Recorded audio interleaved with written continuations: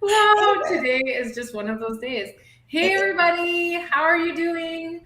I am here with my friend Zarah Cruzan, and she is amazing. So, if you guys are brand experts, then you don't need to be here.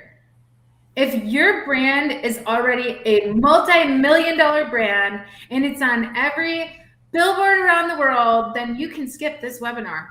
But if you would like your brand to be one of those brands one day, then you should be here and you should hang out with me and Zarah today, because we're going to talk all about what does it mean to build a memorable brand and how can you actually do that. If you're somebody like me or you, like, do you have to hire some massive agency to blow you up, or can you actually do this just you and maybe a little help from branding experts like Zarah? So Zarah, thank you so much for being here today and for offering to come give us some value. Why don't you tell everybody a little bit about you?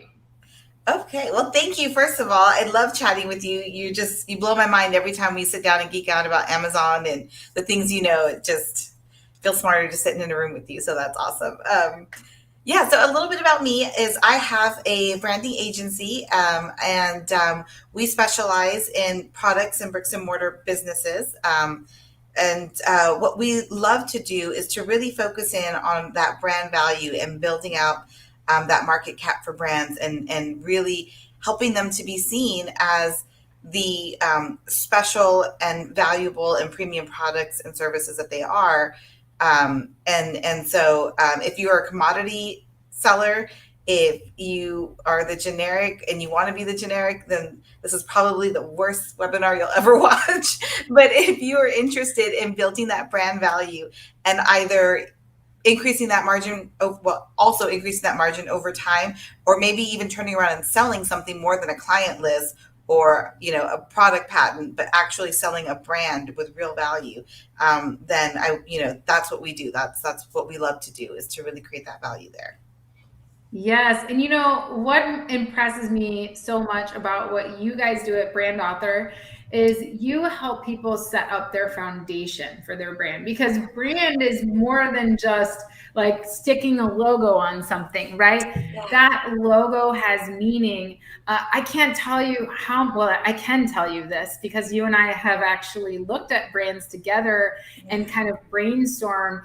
Zarah lives here in San Antonio, so we get to meet once in a while and do coffee and just geek out over branding stuff. And I have looked at so many brands that are both on and off of Amazon, and there are so many times when they're using colors that don't like. For the other day, I was reviewing a brand that is a skincare brand, and their target customer was an older woman. And they were using really, like, they had face masks, but they were using really expensive, like really nice Korean-based facial type masks, right?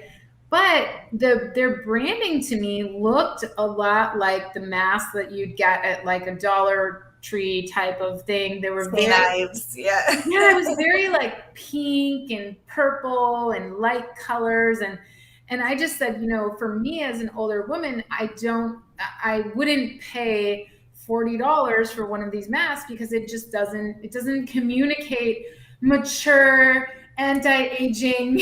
Wow. It just doesn't communicate that to me. And there are so many times when we don't realize that the colors that we use, the fonts that we use, the packaging that we choose is not communicating to our target consumer, and we're missing out on those conversions and that sale. So that's, just key, right? And I know you and I have gone over this, and we've seen people change their brands. I mean, I've seen some of the things that you've done with brands where you've completely turned them around and turned a brand that was barely selling into a multi-million-dollar brand on every retail shelf, all because you're presenting it to the customer and you're making that packaging really, and the branding overall really kind of spell out who it's for and why it's special.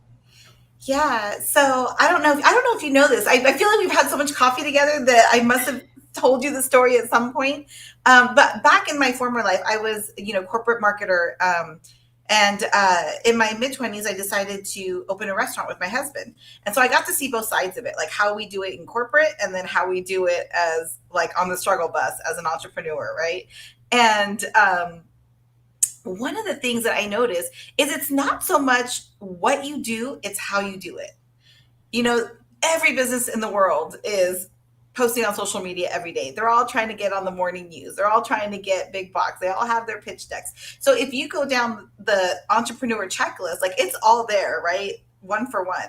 But it's in how you do it and how you make those connections and really thinking through every step of the way. And so the reason that this matters so much is that it's so many of us as entrepreneurs think of what would we want to see. And so I don't know if you've ever heard, the platinum rule versus the golden rule, right? And so when you really think of it from that standpoint of, I may not be my customer.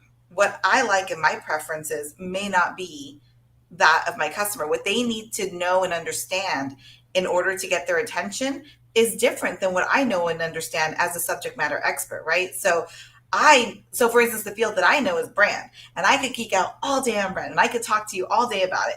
And if you start talking to me about neuroeconomics and conversion metrics, like I'm locked in. I will not let you leave. Like we will just sit there and talk. Oh, I know. Go to the bathroom.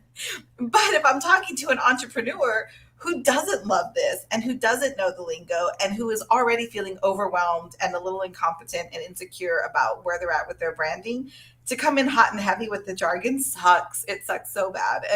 And we avoid things, right, that make us uncomfortable or make us, not want to gravitate towards it. And so what I want to hear as an entrepreneur about my product or service is not necessarily what they need to hear, or what they want to hear and the experience that they're looking for. They don't want to go deep. They don't want to know how the sausage is made. They want to know the simple steps that they can apply very quickly for that quick win, to say, okay, I know I'm on the right track. I've got some kind of evidence here that what I've done is making traction and I can keep moving forward. So I love that you just brought that up. So, I mean, the focus of today's webinar is all about like, what can we do as smaller brands, as newer entrepreneurs? We're just getting our private label products on the market. What can we do? First of all, I would say, if we haven't launched yet and we're setting up our business. So I have two questions. One is if we've already launched, and one is if we haven't launched yet and we're working on it. So let's start with if we haven't launched yet. If you haven't launched yet and you're getting your brand together, you're getting your style guide together, you're getting your packaging together, and where do you even begin? Like, what kinds of things should you be thinking about? Where should you go to pick your logo and your colors and all this stuff that can be so overwhelming when we're just like, I just got to set my business up. Like, I don't even know, slap a label on it and get it on the market. Like, where do we start? Like, how should we be thinking about the foundation of our brand? Yeah. So what I always say is, if you're starting and you've got a product, and this is, much more pertinent for people who are like on Amazon, because you've got that minimum purchase unit that you've got to come up with, right? You've got 10,000 units or whatever that you need. So you've got to spend a little on that brand right off the bat, where if you're a bootstrap restaurant, you could get away with a homemade sign somewhere for a minute. But what you want to start off with is the starter pack. Day one, you don't need all the submarks. You don't need all the grid systems. You don't need 20 colors in your color palette, because you wouldn't know what to do with them even if you had it. Heck, I don't know what to do with them. Right? Those are for designers. And so you get all of this professional grade equipment, but if you can't use it, then it just sits there, right? And you've spent the money on it and it just sits there dormant and you're not able to use it. So I always say, start small. Start with better to have a better quality product with less pieces in it than to get the giant massive package and it's not well thought out, and it's for stuff that maybe you won't use for 5 or 6 years down the line, right?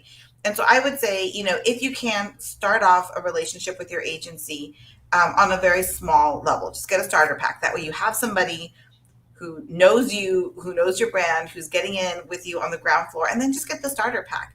You need, if you think about how we use things, so the logo is, we need that logo for recognition. But the submark, not so much, right? We want to build the consistency with the name. Nobody would know. So, our submark is that little, BA monogram. That doesn't mean anything to anybody. So to spend on that piece of it early on, is a little extravagant. If you've got it, then great, but you don't need that yet. What you need is the logo, the thing that's going to be instant recognition that you're going to be using over and over again. And then as your brand builds and people start to know you, then, like invest in the Nike, word mark, and then do the swoosh, like that comes later after you've built the recognition. Google has all of their crazy, funky, things that they do, but they didn't start off with that because first they had to build the recognition for the green and red, and that's what they needed first. And once that became recognizable, then they could play with it a little bit. And so sometimes as entrepreneurs, we're doing the same thing over and over again. We're putting up using the same logo every day, and so we get bored of it, and we kind of want to add degrees of difficulty to it and variance because we're tired of looking at the same logo every day or the same couple colors. But what our audience is looking at, they're seeing 5,000 ads a day. And so in order for you to pull out of that white noise and start to create a pattern oh, I think I've seen them before, that recognition that you need, you've got to keep that consistency. So when you're starting out, all you really need is a simple, 3 to 5 color palette, your logo, some type font for headers, and that's a great place to start visually. Strategically, I would say you've got to start with thinking through your brand promise, your positioning, because you've got to start to create these hypotheses that you're going to test out in the market. So I think this is who my audience is. I think this is who would love this, but let me test it out. Let me put it in the market and create copy and listings that are specifically geared for these people, and then see how the reaction that I get, right? And then based on the data that I get, I can adjust. But if you're just throwing things at the wall to see if they stick without having, starting to build that strategy and those hypotheses, you're going to end up spending more time and money to figure it out. And yeah. Speaking of that, I want to take a step back. I mean, I agree that we should start simple with a basic color palette before we start offering our brand name in every single color and all of that. Yeah. But a lot of us DIY it. A lot of us, we try to just get information out there. And then there's great services like PickFu where we can, test out different packaging and different brand and get in 1 hour, get a ton of feedback, right? But what about choosing a brand name? I think this is so hard, and I know you've helped a lot of my clients because a lot of people, what they'll do is they'll choose a brand name and then they find out later that the trademark's not available. Even though the trademark says it's available, that's not how that works. Any other brand that has a similar trademark, it doesn't matter whether that trademark's covered or not. If another brand has a similar trademark, they can fight you. And I've had to fight for every trademark I have, except for Amazing at Home. That was easy. But I don't know what that says about Amazing at Home, but it's a service mark, so it's easy. But I've had to fight for every single brand name, and I've had to go back to the USPTO and say, hey, this is why I deserve to be able to stick with this brand name and all of that. So I know you've helped a lot of our people that have moved forward with the brand name on their own because their lawyer said it was available, it was fine. And then later they found out, oh my gosh, I can't use this. And so can you talk to us a little bit about the process that you guys go through when choosing a brand name and what our folks can learn from that? Yeah. So whenever we're helping with the client in the process, where the point at which we address it is first, of course, we do our discovery, what is the brand? We do our research, we do our market, our competitive analysis, our market research, our historical data if they've already launched and they're in business. And then once we finish that section, we move on to the identity. And this is where we put together your vision, your mission, your core values, your persona, your brand promise, your USP, your positioning statement, all of these pieces, your manifesto. And this is what fills out this character, if you will, of what the brand is. So now I can close. We even do this exercise when we pitch it and present it. We tell the story through the messaging that we create, and we say it in the person of who the brand is. And so then we ask the question, does this, we do this exercise where we say, close your eyes. This is, we've gone through the core values and the persona and the vision and the core values, the persona to build the character. And we tell them, now imagine in your mind who that person is, give them a voice, give them, a face, give them, a physical feature. And and then we read them everything that we've created from a messaging standpoint. And then we ask them, does it sound like this person would say these things? Like, is this in alignment with it? And so once we've got that locked down, where we have complete alignment and it's truly authentic and it's truly unique and it's truly filling that gap in the market, then we name the baby, right? Then once we know, we have an idea, we can picture crystal clearly, if this brand were a person, this is what they would look, sound, smell like. Now we know what fits as a name and what doesn't, right? And then once we have the name, then we move on to, logo and visual and all that good stuff, all the fun stuff that I can't do. Oh.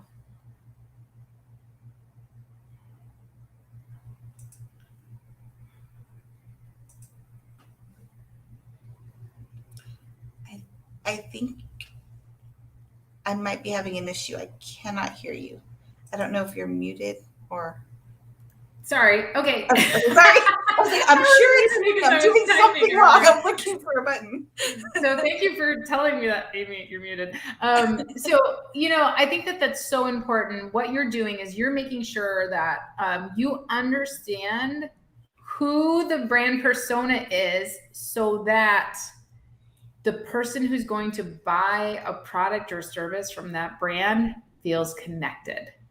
Because buying is a psychological process, and we buy things that we feel bring us value, that we feel solve our unique situation or problem. We buy things we feel connected to, whether we realize it or not. Yep. There's a reason, even with toilet paper, yep, there's a reason you buy the brand that you buy. Yeah. And I can't tell you, I review so many people's Amazon listings. As you guys know, anybody who's followed me for any period of time, I review listings for free. It's something I enjoy doing. I like to give you feedback so you can get a free listing review from me, but I do all these listing reviews. And the number one thing that I find is that a lot of times there's no connection to the customer in those graphics and photos. Yep. There's no connection. It's either they do a really good job of writing the listing, but you can tell that they hired a photographer who they didn't give a vision to. They didn't give a brand persona to. They don't actually know what matters to their customer and what their customer needs to see to make that buying decision. And that is just such a shame, because you get this one opportunity to launch and convert. And we need to be doing that from the beginning. So that's why every time we write a listing, I tell people, I'm like, this is not, sometimes I'll be on a coaching call and people will be like, well, can we just rewrite the listing right now? Like 5 minutes. I'm like, my market research process is 2 hours. Yeah. Because I want to know what that customer cares about. I want to know the language that they use online when they're searching for products like this. I want to know what bloggers are talking about. I want to see what the YouTubers are doing. Yep. I want to know the language and the persona of the customer who cares and why they care and what they care about, because I want to connect with them, right?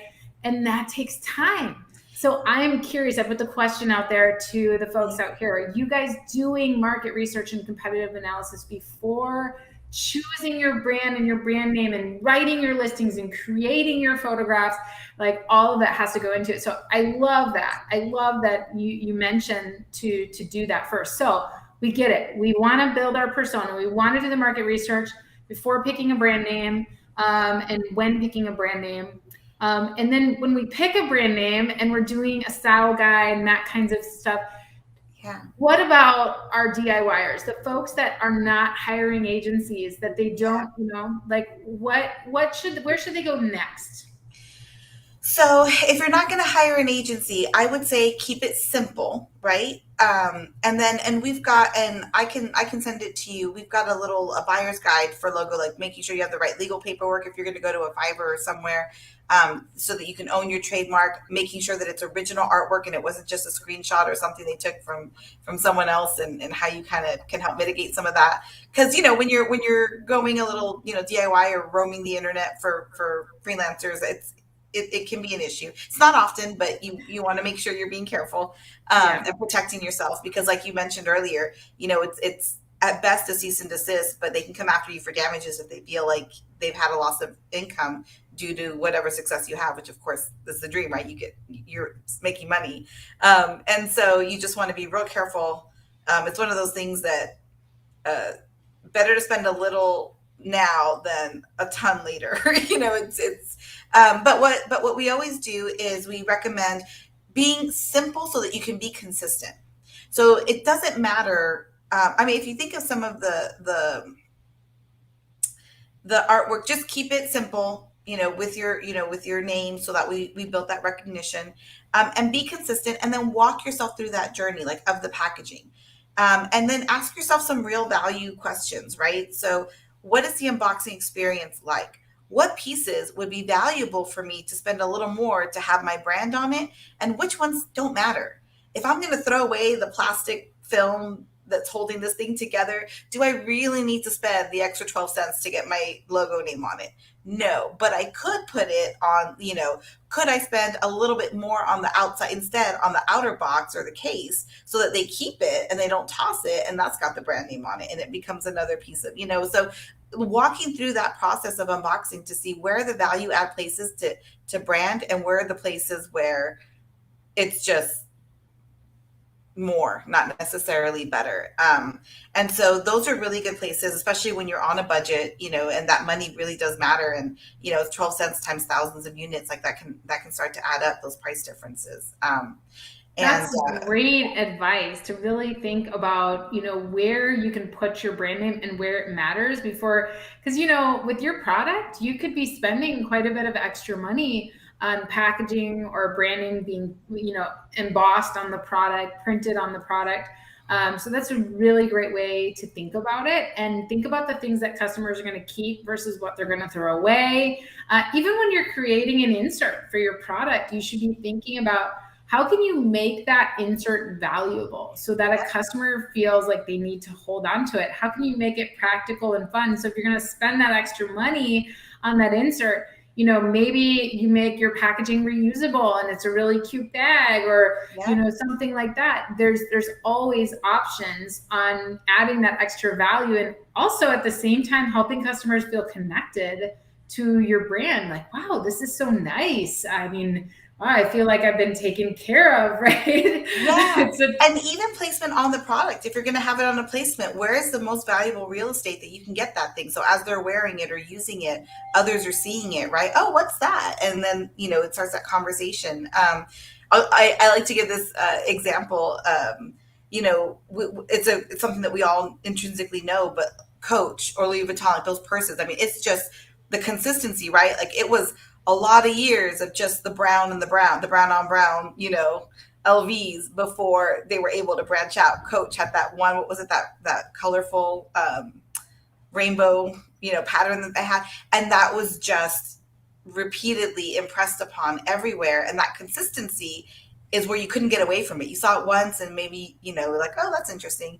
Twice, 3 times, 4 times. What is that? Like, where did you get that purse? Because now you're seeing it everywhere, and it's that consistency that builds that curiosity and so when I say, like, your logo placement and building that consistently, if you've got it on one product small and in the corner, and on another product that's big and center, and you've got a different version of the logo on different products, it makes it very difficult to create the kind of impact. And so you actually lose value there, instead of making it like, oh my God, I've seen that somewhere, I know what that is.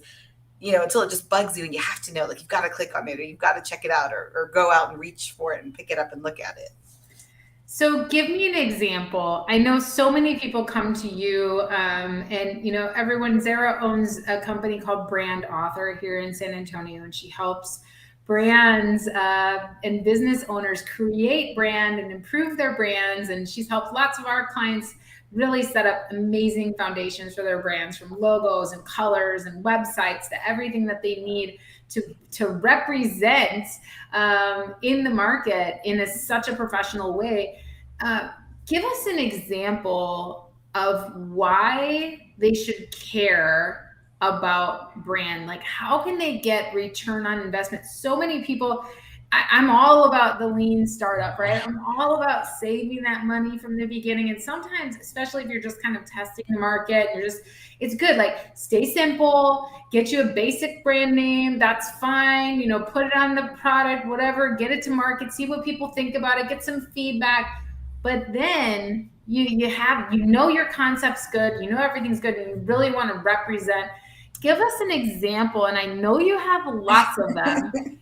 Give us an example of why they should care about brand and what kind of difference it can make in their revenue from them kind of DIYing versus actually doing all the market research, the competitive analysis, the brand persona. What's the difference there? Yeah, so I'll give you a quick example, and then I'll give you a case study that was really interesting that I feel like, so we work with a lot of people who are subject matter experts. They're inventors, they're creators, and they love what they do. And so they have all of their focus and attention on the product, and sometimes the brand kind of gets ignored. Like, if I can just make this product ridiculously amazing, it'll sell itself, right? Like, and the focus stays on that because that's where they're comfortable, that's what they know, that's what they're the best at in the world. Like, they've got that on lockdown. And so what's interesting is there was a case study that was done. It was a research. It was a study done at MIT, and they posed as cafeteria workers who were product shopping a new coffee brand. And so they said, hey, we're going to do this coffee. We're going to change up the coffee. And we're shopping different brands to see what coffee is better and what coffee you guys like. So they had people come in and, as they were in the cafeteria and go to the sample table and try it. So here's the thing. It was the exact same coffee, brewed at the same time, did the whole experiment. Like, this is what it was. And in one study, they put it in one group, they put it in beautiful urns, very nice, labeled, silver creamers and syrups and all that kind of stuff. Beautiful ceramic coffee mugs. They had the people who were delivering it dress in a certain way, speak in a certain way. And then in the other group, it was, the Gatorade kind of thermoses, what I'm talking about, those old school catering. Super cash. The spigot ones, they were in styrofoam cups that were written like regular decaf with a red Sharpie. All the creamers were in their original containers. They hadn't been moved. And so we all know, so they asked a couple of questions, and there are some answers that we can kind of guess. When they asked, what would you pay for this versus the other? Obviously we know that the bougie looking one got the higher price point. That's an obvious. But here was what was the most interesting is people who were asked to rate the flavor of the coffee rated the bougie one better. And so their taste buds were actually perceiving something different because their brain set an expectation for them that it was going to taste a certain way. And so as a product creator, that brand actually boosts the physical perception of how that is. And we've all had, like, if you think about it, have you ever grabbed a cup and you thought it was lemonade and then it was water and then it tasted like really diluted lemonade the first sip until you realize, oh wait, this is water. Like, what your expectations are, what your brain is telling you you're going to receive has an actual impact, not just on perceived value, but actually the customer's experience. So if we want to give our customers and fulfill on the brand promise, we got to deliver in every way, not just the product or service itself. It's part of that. It actually, affects that. And so Yeah, have you ever had like one of those expectation versus reality moments where like Yeah. maybe the branding was really good or you heard something really good about a product or something and then you bought it and you got it and it came in like a really cheap poly bag or just like Yeah. really crappy packaging and you're like, It's way smaller oh, than you thought it was going to be. I was like, I thought my ornament, like I did that once. I bought an Amazon. My son wanted the specific ornament for this character. We were looking everywhere for it, couldn't find it, ordered it online.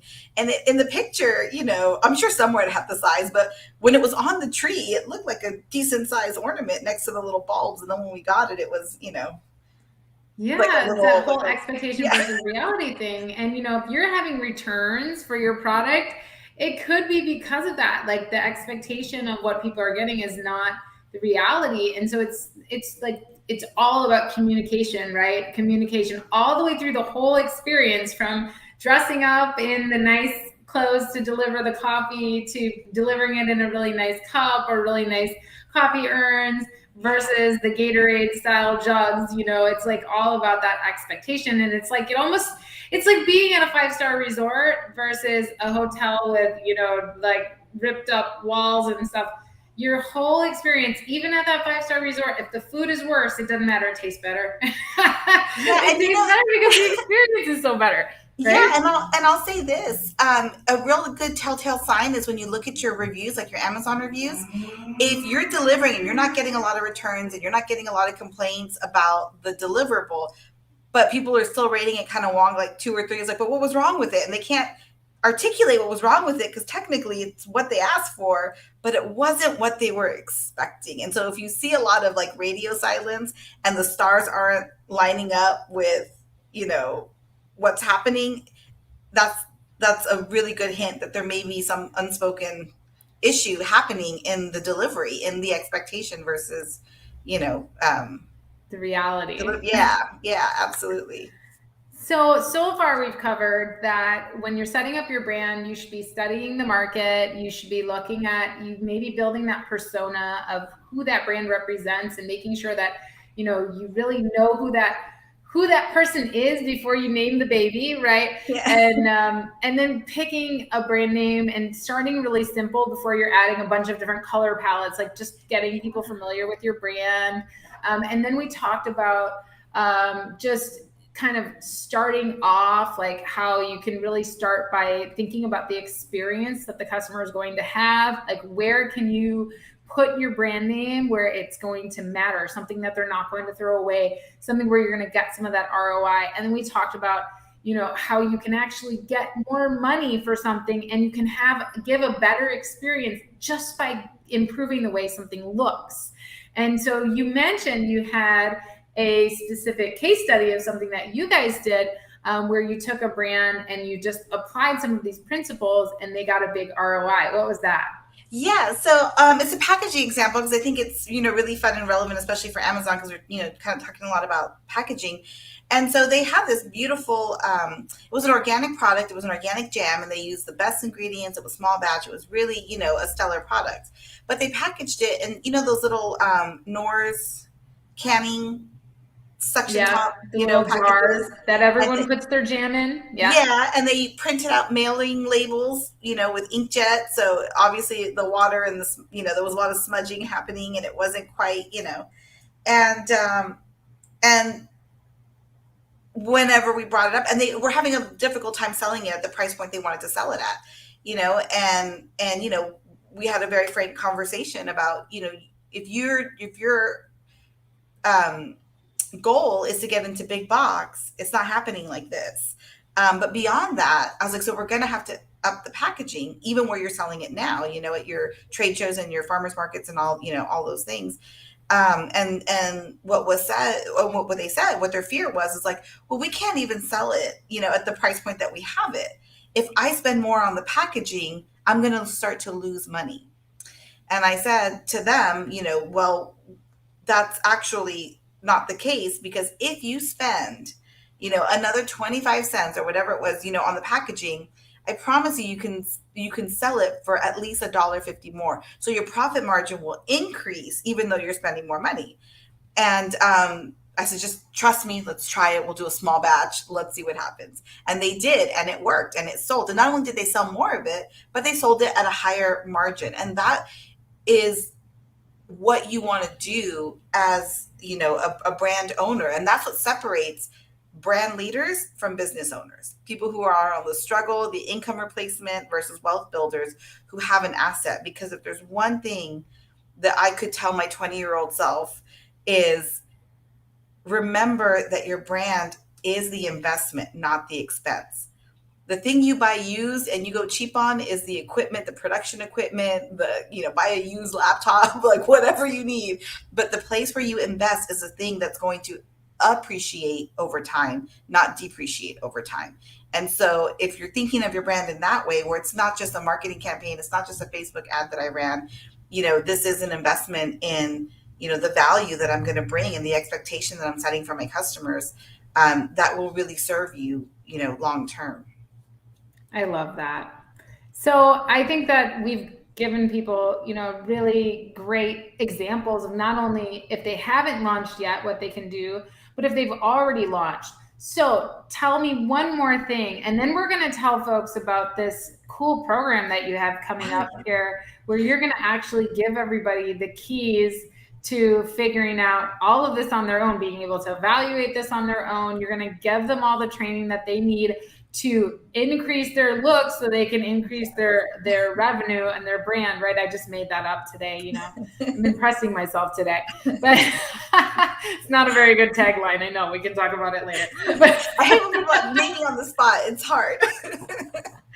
Maybe it's, what was it? Like, maybe it's her looks. Maybe it's Maybelline. I forgot what it is. But anyways, so if we've already launched, right, and we're on the market, and we are making some sales, but we're like trying to do better, right? Okay, what can we do to evaluate our branding?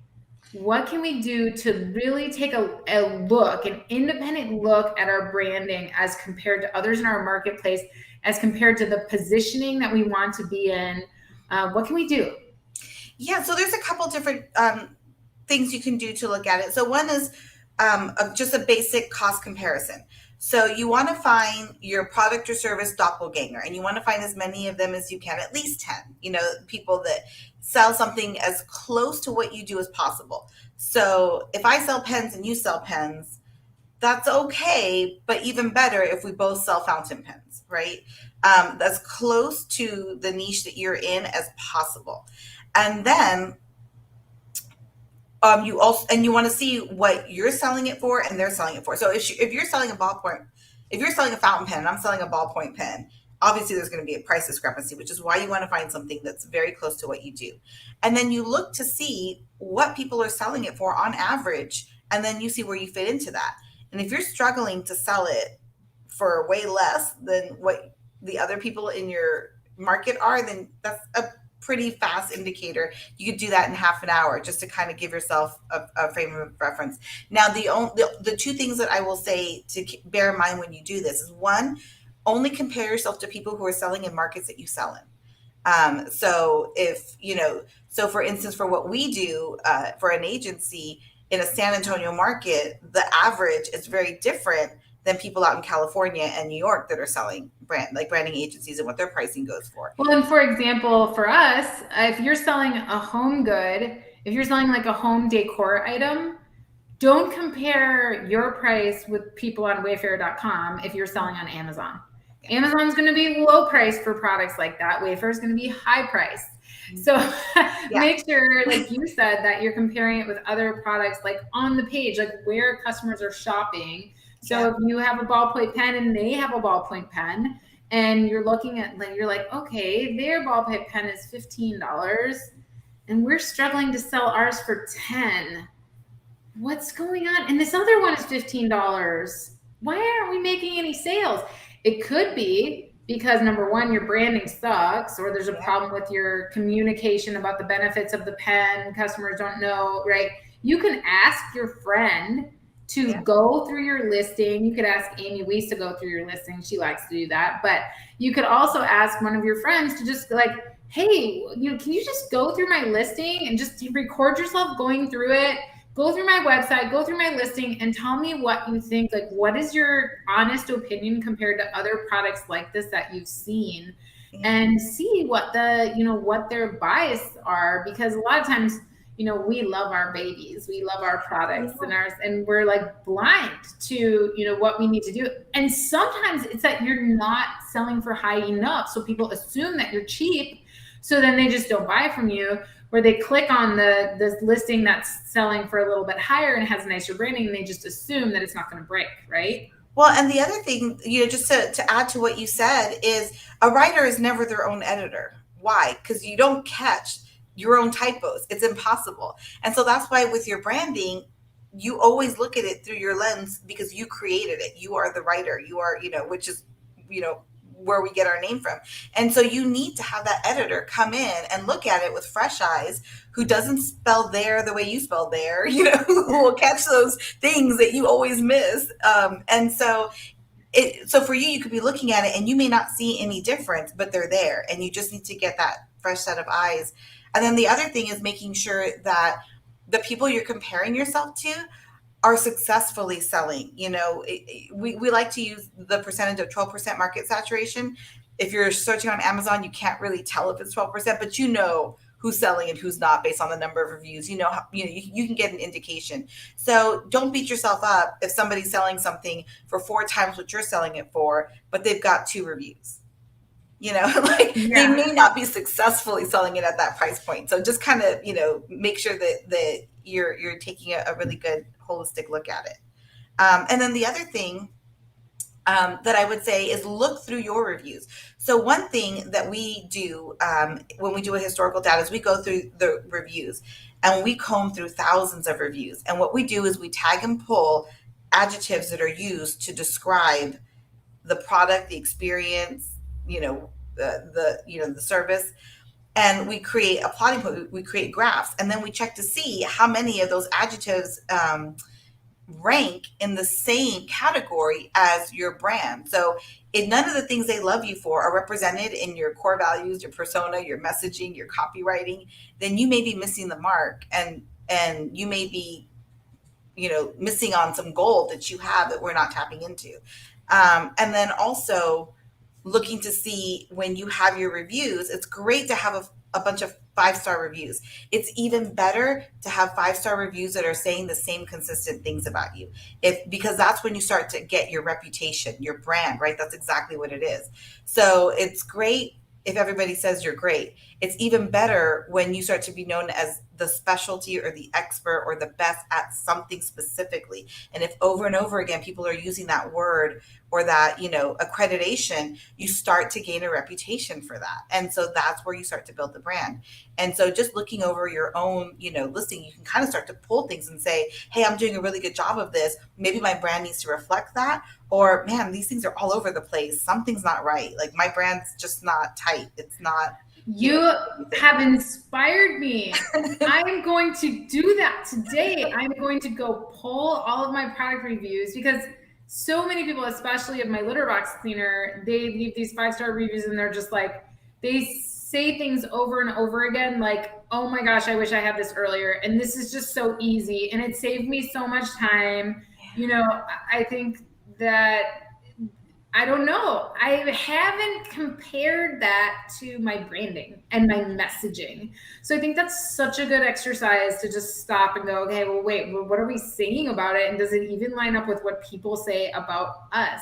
Mm-hmm. And in the beginning, I think we can be overwhelmed because, we just launched a brand or we just launched a product. We're not going to know that yet. We're going to be completely blind. Yeah. And we're going to learn over time. And then we're going to go, oh, okay, this is what we should be communicating, right? Yeah. And that's why we always say, start with a starter pack. Start with a basic brand, because your brand is ever evolving. It's never a one-time thing. It's not a one and done thing. It's something that you will work on over time. And so you start off with that good hypothesis. You set out your best foot forward, and then you see what's going on. And sometimes I'll tell you the thing that, oh, hi, Carla. Carla's here. Love Carla. Sometimes the thing that people are saying that they love about you, is the thing that you would never have thought of yourself, because for you, it's second nature. So it's standard, because so we saw that even with our own business. We, in our marketing and our messaging and our branding, when we first started, the first year was all about, we're going to help get you sales. We're going to help get you, we're going to improve your marketing. But when we looked at our reviews and what people were saying was, I felt overwhelmed. And when I was done, I felt focused, and I felt like I clearly understood what I had to do for my business. And we kept seeing that over and over again. People would use phrases. They would tell stories sometimes. Sometimes they would use phrases like, what did one guy say? I feel like somebody took a 500-pound gorilla off my back. Like I felt like I had all these products and I had all these things going on. And it was just so refreshing to be able to like take it all off, look at it with intention, just keep the things that I knew were going to make me money and not be afraid to let the rest go and just move forward. And so I didn't realize that was something that we were giving as kind of to me, it was not part of the deliverables. It wasn't the logo. It wasn't the pattern. It wasn't the strategy. And so you'll see that you'll start, your audience will tell you, will help you build your brand. They will tell you what they love about you. They will tell you what makes you special and unique and one of a kind. And so it's all there. It's all there in the data. I love it. Okay. I think we've empowered them today. Yeah. So you have been inspired to create a sort of self-brand course kind of thing. Like, obviously, I don't know what to call it because we haven't pulled the reviews on it yet. Yeah. So tell us about what you guys are doing over there at Brand Author. Yeah, so we're really excited. So, we have the agency for clients that are ready, to jump off and do their thing. But as we're doing this, we notice, we always have that heart for that bootstrap entrepreneur, the one that's just starting out, that's still trying to prove a concept out. And it's really hard to prove a concept out if you can't get any takers, if you can't get any reviews, if you can't get any sales. And so it's kind of that, like when a kid gets out of college and they're like, well, nobody will hire me without experience, but I can't get experience if no one will hire me. And we feel like a lot of starting entrepreneurs find themselves in that space where they're trying to make some traction and get some proof of concept out there. And so what we did was we put together an online course to help people in that space where they can start to work on the strategy. They can start to pull that together DIY. They can create the framework and do the things that they need to do to get that concept and get that proof of concept out there, and get that brand established, and giving them a guide as far as visually what to do to start to, create that traction and get those sales and start to create a sense of clarity for themselves as they grow their brand. So if I'm understanding it right, it's like a DIY version of what you guys magically do for brands. Yes. A step-by-step, start here, end here, and repeat until you're ready to bring in an agent. Which is super helpful because you guys are always booked. I know.